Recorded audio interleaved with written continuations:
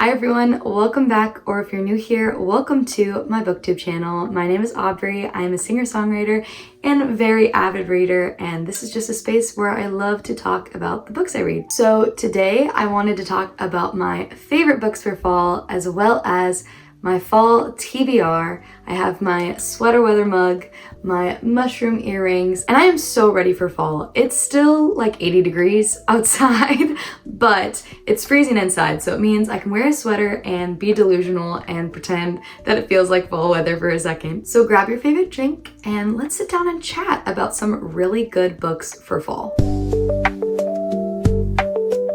So I wanted to kick off this video with some of my favorite books I've read that feel suited for fall, and I am very much a fantasy reader more than anything else. I do love literary fiction, romance, some mystery, thriller, depending on the type of thriller, but fantasy is by far my favorite genre, so it's the one I have the most recommendations for. A lot of these are going to be popular books you've probably heard about already, but maybe there's one in this list that you haven't heard about, or that has been sitting on your shelf and you needed the extra push to read it. Starting off, Six of Crows. Oh my gosh, this is such a good book. It's about 6 outcasts going on an impossible heist together. It's multiple POVs, found family. The world and the magic system in this book is amazing. There's technically a trilogy that is before this duology called Shadow and Bone. I haven't read the Shadow and Bone trilogy. I will say reading it first will help explain the world a lot, because I have heard from other people that first series is how the author builds the world, and this book you're just kind of thrown into it. But I do also think that within the first 50 or so pages, using context clues, you can get a good understanding of the world and its magic system without having to have read Shadow and Bone. This is one of my all-time favorites. It's one of the books that got me back into reading as an adult, and it's just so good for like a spooky fall fantasy read. Like, it's just the magic system, and it's dark but still considered YA, so not super dark. It's great. Please pick this up. Another favorite of mine is Divine Rivals. This is more of a fantasy romance, or romance fantasy, whatever order you want to put those in. In this world, there's currently a war going on between 2 different gods, and the 2 main characters are journalists and start to write about the ongoings of this war, and kind of a rivals to lovers romance, and they communicate to each other through magical typewriters that they don't fully understand the connection but are somehow linked, and the female main character doesn't realize it's her coworker slash rival,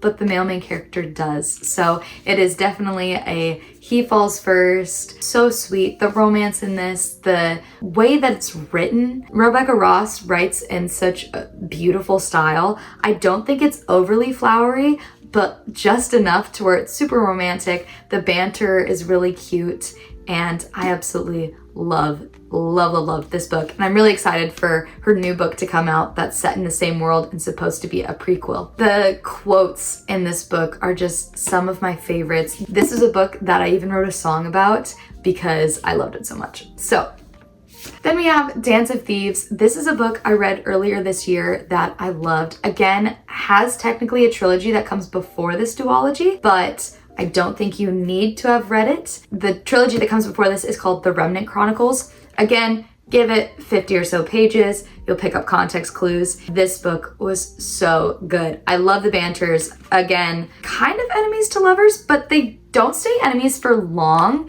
It feels more like reluctant allies. It's the son of an outlaw family and a girl who's used to be a previous street thief but now works for the queen's like royal guard of a nearby kingdom, and kind of trying to get this outlaw family to stay within their borders. And both of them have ulterior motives that they're hiding from each other, so it kind of feels like their romance is on eggshells. I love the slow burn in this. Even though the characters get together relatively early in the book, their actual like full depth relationship takes this whole book. It has so many side storylines in this too, and love all the minor characters. I'm really, if you can't tell, obsessed with duologies because I think they're easy to dive into a world, but it's not a very long commitment. Incredible book. Fourth Wing. This is part of an unfinished series called The Empyrean. There's currently 3 books out of the 5 released. The 4th book doesn't have a release date yet, but it will probably be a couple of years because the author is taking a break and taking it slow, as she should. This has taken the book community by storm. You have most likely heard of this book if you've stepped into the fantasy space at all, but let me just quickly say, love it. Academy setting with dragons, sassy dragons, and this like trials kind of element, enemies to lovers. I would say the minor characters stand out in this book a lot, especially as you get further into the series. And I just think books with an academic setting make me think of fall. So definitely pick up this book. As you can see, this was from my reread of the of the first book and my first time annotating, and I just use annotation tabs, different colors based on different lines within the book that I wanted to highlight. So please read this book. It's awesome. And finally, Heartless Hunter, again, another duology. This is a witch and a witch hunter who start fake dating, but they both suspect the other person of being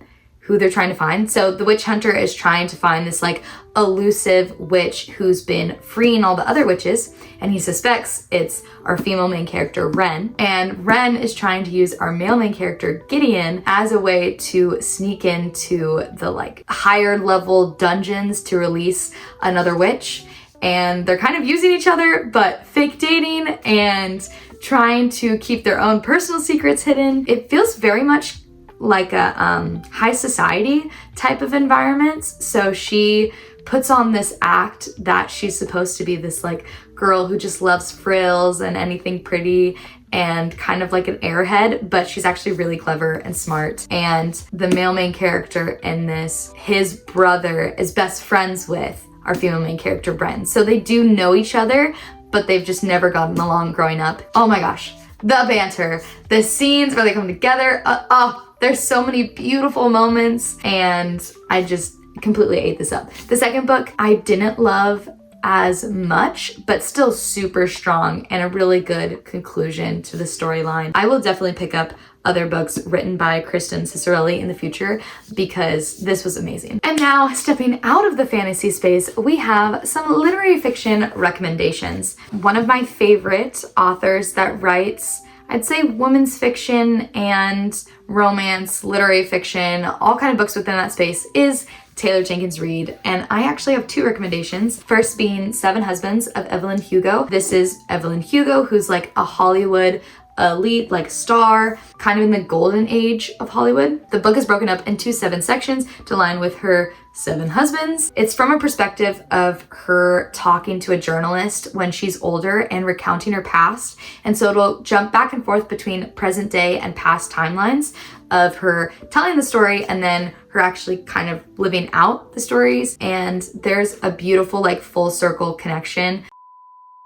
And it's great. If you're gonna start with any Taylor Jenkins Reid book, this is definitely the most popular and I would highly recommend it, or highly recommend starting with Daisy Jones and the Six. So I actually listened to this book on audiobook. I will say the writing style and format may be hard to get into. It is written in a style like an interview. So it'll be like character name, couple lines, character name, they're talking, character name. And this may be hard to feel fully engulfed into the world, but the audiobook format is a full cast. So each of these characters that you see have a voice actor to go along with them. And it feels like you're listening to a documentary about this fictional band. It's essentially loosely based on Fleetwood Mac, but really it's a fictional band called Daisy Jones and the Six. And late 60s, they're a rock band in LA, and just the like highs and lows of this band coming together. Oh my gosh.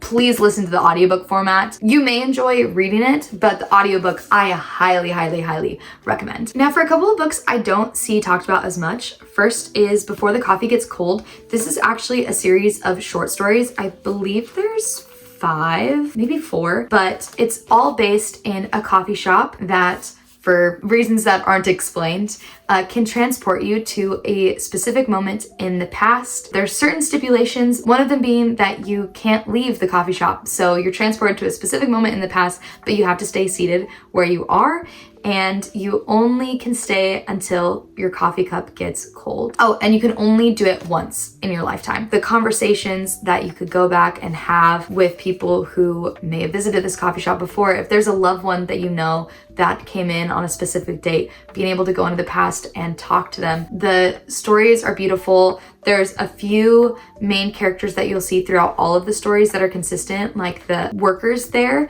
and it goes full circle through all the short stories and kind of ties all of these characters together, and it's gorgeous. It's actually an English translated book from a Japanese author, and it's a really quick read. Highly recommend it. I cried. I've cried in this book. And finally, for our literary fiction section, we have The Dictionary of Lost Words, another book that I don't really see talked about. This is by Pip Williams, and this is a story of a young girl into adulthood and her being raised around the establishment of the Oxford English Dictionary. So she grows up as a young girl watching her father work on it. And then as an adult, this is also centered around the time of the women's suffrage movement. It is beautiful, beautiful story, and is inspired by actual events. So the back of the book will talk about certain events that actually happened and how they were connected or referred to within the storyline. And it's such a good book. Know that it starts out a little slow, but stick with it. The way that the author has this formatted, like, surrounds words. Each of the sections have like a word and their definition. The relationship between the female main character and her father is amazing, and there's just so many other things that she goes through as a woman during a time when women were trying to get more recognition and being able to have their own voice, and that being connected with a dictionary that was largely put together by men is amazing storytelling. On to our romance books. I only have 2 for this section, but I'm planning on reading a lot more this fall. But my first one is Better Than the Movies by Lynn Painter. Again, this is one of the books that brought me back into reading as an adult. It is a young adult romance. My phone got too full in storage, so it cut me off. If that's not a sign that I'm yapping too much, I don't know what is. Anyways, Better Than the Movies. Our female main character, Liz, has had a long time crush on a friend, Michael, who just recently moved back. So she starts getting dating advice from her neighbor / nemesis, Wes, and they start fake dating to try and inspire jealousy, I think. And it's just really cute. There's a lot of references to romantic comedy movies because Liz watched those movies growing up with her mom, and unfortunately her mom passed away. This book is just sweet, lighthearted.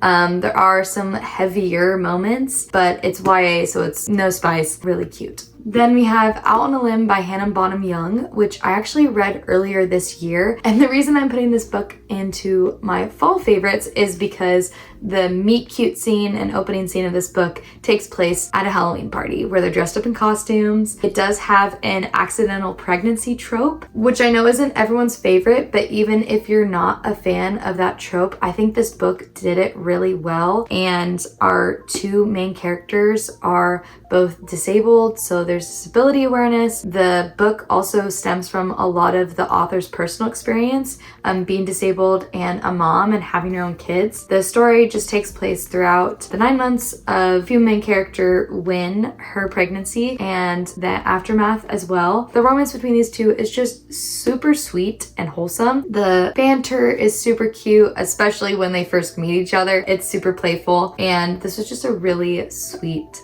book. Oh, to clarify, there is spice in this book. I want to say like 2 scenes. And then finally, our mystery and thriller recommendations. I only have 2 for this category as well. First one being The Inheritance Games, which is a YA mystery series. This is the first book in that series. Female main character Avery gets an invitation for the reading of this will for a billionaire, so it's kind of Knives Out-esque, and she is left essentially everything, and his actual family gets nothing. She's super confused, the family's super confused, but the exception to this, in order for her to receive the inheritance, she has to stay within the manor for a month, I believe. And the four grandsons of the billionaire are befriending her. There's a little bit of a love triangle. They also have their own motives, wanting their portion of the inheritance, and it's just really fun. The riddles and the mysteries are my favorite part. And this was another book that got me back into reading as an adult. And then finally, we have None of This Is True by Lisa Jewell, and this is a book I don't know how to rate. I listened to this book on audio, and I think that enhanced the reading experience because it does kind of center around a podcast format, and so listening to it was really interesting, but I feel conflicted in how I would rate this book. It is definitely a really good book if you enjoy thrillers. I think there are some darker elements that I wasn't necessarily a fan of, but there were several moments where this book took a turn that I was not expecting. One of the main characters, her name is Josie. She has a life that she doesn't really love and is kind of depressed. She goes out celebrating her 45th birthday, only to run into Alex, who is also celebrating her 45th birthday, and she has a really successful podcast that's doing great, has family and the house and all these successful things Josie feels a little envious of. And then a little later on, Josie suggests coming onto her podcast and being interviewed because she's on the brink of something amazing or something big. And they do this podcast format. As they're doing that, certain things are revealed about Josie and her life, and it's uncomfortable at times. And there's certain moments where I thought I knew what was happening and I thought I had a grasp on reality, and then there would be a twist and I realized, oh, that was all a lie. So not really knowing the truth throughout the entire story, up until the last page even, I was surprised. So if you enjoy thrillers, really great book. If you're just stepping your toes into thrillers or you don't love darker themes, maybe not. That concludes my fall favorites, or the books I recommend for this fall. And now we're gonna move on to the books I'm looking forward to reading this fall, with this big stack over here.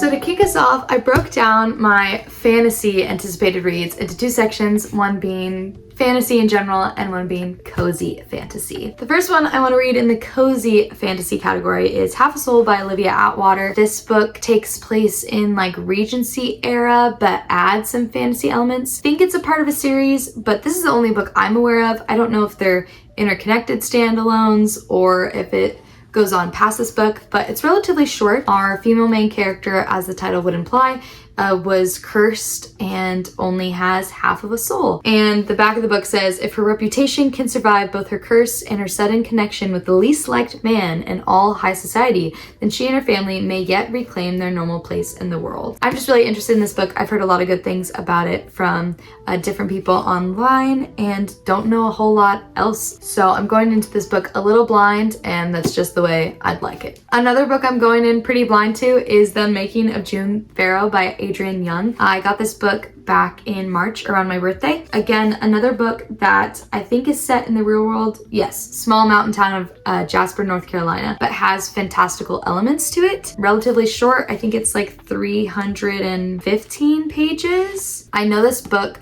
got a really high rating from Haley Pham. I can't remember if it was 5-star. If not 5-star, it was like 4.75 or 4.5. Woman risks everything to end her family's century-old curse, solve her mother's disappearance, and find love in this mesmerizing novel. So really looking forward to reading this one. And then we have The Spellshop by Sarah Beth Thirst. The female main character in this opens up a legal secret like underground spell shop in her community, I think through jams. Keela risks the consequences of using unsanctioned spells and open the island's first ever and much needed secret spell shop. With the help of an old recipe book her parents left her and a bit of illegal magic, her cottage garden is soon covered in ripe berries and she's like making magical jam. So it sounds really cozy. Even the bottom says like a Hallmark rom-com full of mythical creatures and fueled by cinnamon rolls and magic. And that sounds like a really good time. And then finally for cozy fantasy, we have Emily Wilde's Encyclopedia of Faeries. I've heard several different people recommend and talk about this series, especially Rachel Catherine, whose recommendations I absolutely love. And I know it's a slower paced book. I believe the female main character is a Cambridge professor, and it kind of reminds me of A Dictionary of Lost Words, just in some of the higher academia, but add in a little bit of fantastical elements, more like slice of life a little bit. And I'm really intrigued by this because I absolutely loved this book, and they seem to have similar vibes. But I'll report back if that is the case. I only have the first book in the series, but if I enjoy it, I'll probably pick up the others. On to our other stack of fantasy books. I'm gonna kick this off with One Dark Window by Rachel Gillig. I've heard so many good things about this duology, and as you tell from my recommendations earlier, I love a good fantasy duology. This is more of a gothic fantasy, which I think would be well suited for fall. And the magic system in this world is based on cards, I believe. Our female main character also has a monster or this like voice that lives in her head. And so many people, like even Barnes & Noble booksellers have recommended this duology, being a fantasy lover. So I really want to read this book. I think in particular in October during spooky season is when I'm gonna pick this up. Next up we have Throne of Glass by Sarah J Maas. I've read the ACOTAR series, specifically the first 3 books. I haven't gotten around to reading the novella and A Court of Silver Flames yet, but I'm really intrigued by this super strong female main character who's an assassin. Just sounds awesome, but it is an 8-book commitment, and I have some coworkers who are kind of in the middle of this series right now, so I'd love to be able to start it, hopefully catch up and read the books. But I know this will take a while for me to get through. So if you do want to see a separate video of me reading this entire series for the first time, let me know because I'd love to document the journey. And then we have Shield of Sparrows by Devney Perry. This book went crazy online a couple months ago, but it seems like a good fit for fall. I believe there's a princess, marriage of convenience, monsters, kind of like not a damsel in distress, but the damsel saves herself instead. I've only heard good things about this book. It came out around the same time as Silver Elite, which I heard very mixed things on, but this book I've seen nothing but positive reviews about. And finally, we have Blood Over Brighthaven by M.L. Wong. I know this is the same author as The Sword of Kaigen, which is another book that got a lot of popularity for a good reason, but I haven't read any of her works yet. And this is set in a academic setting, and I don't know, there's just something about academic settings that make me think of fall. First woman ever admitted to a prestigious order of mages unravels a secret conspiracy that could change the practice of magic forever in this standalone dark fantasy. And I think it also being a standalone is really appealing to me because I have a couple of books that are in series, especially Throne of Glass, which will take me a bit to finish. So having a book that I can just read and consume the entire world and story within one book will be great. On to my literary fiction books that I'm hoping to get to this fall. I only have 2, the first being Giver of Stars by Jojo Moyes. I was actually recommended this book by my grandma and she gifted it to me, I think for Christmas, I want to say. This is a book that's been sitting on my shelf, but I really want to read it because I love talking to my grandma about books, and it's based on a true story during the Depression era in America, and a group of women are traveling around delivering books as part of Eleanor Roosevelt's new traveling library. It's a tale of women's friendship, true love, what happens when we reach beyond our grasp for the great beyond. I am just really excited to read this book and talk about it with my grandma. And then we have Kristen Hanna, The Nightingale. This will be my first introduction into Kristen Hanna. There's a lot of popular authors that I'm wanting to read and introduce myself into their writing. This book I've heard is sad, heartbreaking, World War II taking place in German-occupied France, a tale of 2 sisters separated by years and experience, each embarking on their own dangerous path towards survival, love, and freedom. This book will probably make me cry, but I think it's the war setting, it's France, it's quite honestly the rainy, moody cover that I think this will be a good book to read in the fall. And then for our romance books, another author that I haven't read anything by yet, but I'm excited to read, Ashley Poston's The 7-Year Slip. I have heard a lot of people recommend this book. Haley Pham, Destiny Sidwell also really liked this book. I just love that this author takes romance and adds little sprinkles of magical realism. The premise of this book is that the female main character moves into her late aunt's apartment,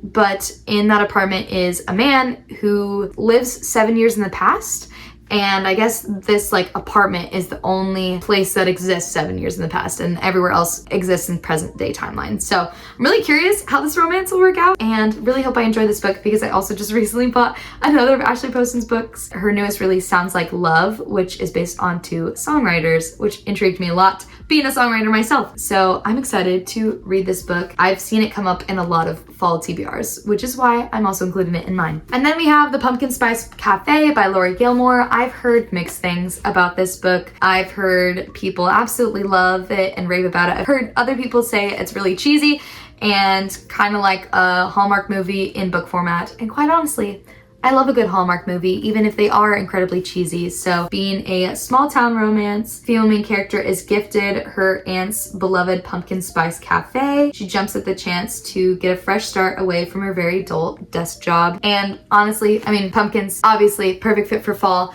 and just something to cozy up with and have a nice, very light-hearted, wholesome break from some of the bigger fantasy books I'm hoping to read. And then finally we have Emily Henry's Book Lovers. I've read 2 of Emily Henry's books and I'm in the middle of her newest release, but I haven't read this one yet, and I know a lot of her books take place in the summer, but this one is the month of August, so I feel like it's that good book to bridge the gap between summer and fall. I think it's rivals to lovers. She is a literary agent, he is an editor, and certain coincidences keep bringing them together, and I think they have to work with one another, but I'm really interested in reading this book, probably early fall, so I'm hoping to get to this in the month of September. And then finally, we have our mystery/thriller books that I'm hoping to read this fall. The first being Lucy Foley's The Guest List. I had listened to The Paris Apartment on audiobook, or just the start of it last year, and DNF'd it, but I've heard really good things about this book, and this has been sitting on my shelves for I think a couple years now, and one of my coworkers actually just recently talked about this book and how much she loved it. It's pretty short, pretty quick, but I believe there's multiple perspectives in this book. It says the bride, the plus one, the best man, the wedding planner, the bridesmaid, all have a secret, all have a motive,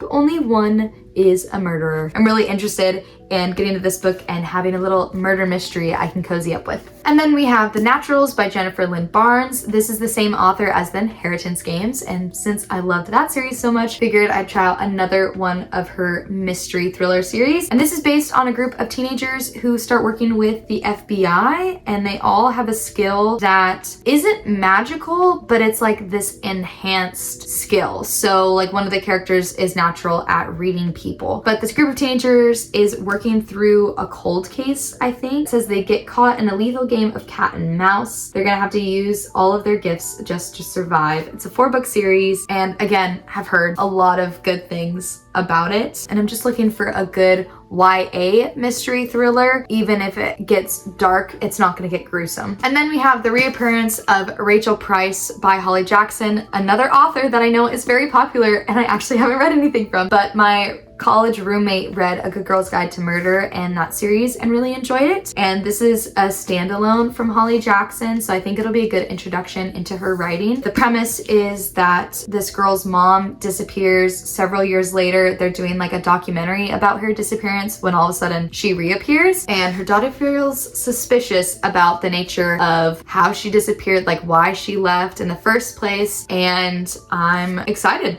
to read this book and read something by Holly Jackson. Of all the books I talked about in this video, whether they're my favorites or books I'm anticipating on reading, these are all the ones that I know to be YA. Some of the other ones may be classified as YA that I just didn't realize. But if you're looking for books that have lighter themes, no spice, these would be the books I recommend, especially going into the spooky season. If you're like me, that you don't love overly dark books. Obviously, I can't speak on behalf of the books that I haven't fully read, but Six of Crows does have a little bit darker themes. And that wraps up my fall TBR and fall favorites. Please let me know in the comments if you have any other fall recommendations or suggestions based on the books I talked about in this video, or what's on your fall TBR that you're hoping to get in the next couple months. Also, let me know when you consider it fall. I feel like once we're past Labor Day, it is fall, even though it is still very hot out and the weather may not match up with fall. I'm ready. I'm ready for it to be fall. Obviously, I'm in a sweater and just super excited for all the fall activities with pumpkins and apple picking and getting cozied up with a good book and a candle. And if you'd like to hear some of my music, you can check out the links to streaming platforms and my other social media accounts down in the description, where I post about the songwriting process. And right now on TikTok, I'm doing 100 days of songwriting, and that has been a lot so far. So if you want to support that journey as well, go ahead and follow those links and check out those other pages. Anyways, I hope you have a wonderful rest of your week and enjoy the start of the fall season, and I will see you next week. Bye. Yep, I have to heat this up again. It got cold. I was yapping too much.